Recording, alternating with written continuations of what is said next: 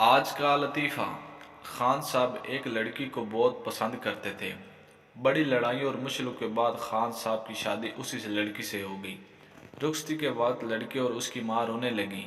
خان صاحب بھی انہیں دیکھ کر رونے لگ گیا اور جذباتی ہو کر بولے، گلناز، ہم سب کچھ برداشت کر سکتے ہیں لیکن تمہاری آنکھوں سے آنسو نہیں۔ تم اپنی ماں کے پاس خوش رہو، ہم تمہیں طلاق دیتا ہے۔ طلاق، طلاق، طلاق۔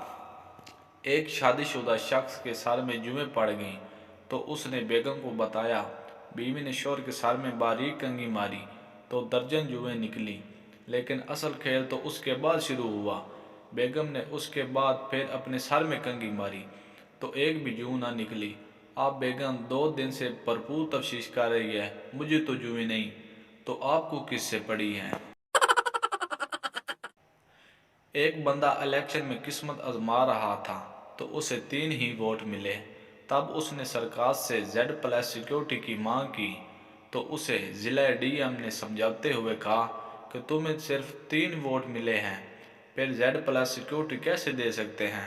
تو اس آدمی نے کہا، جس شہر میں اتنے سارے لوگ میرے خلاف ہیں تو مجھے سیکیورٹی ملنی چاہیے۔ ایک پٹھان نے اپنی بیوی کو گولی مار دی، حالانکہ اس کی بیوی نے صرف اتنا کہا تھا کہ میں اپنی زندگی شان اور شوکت سے گزارنا چاہتی ہوں۔ اب پٹھان شان اور شوکت کو ڈھونڈ رہا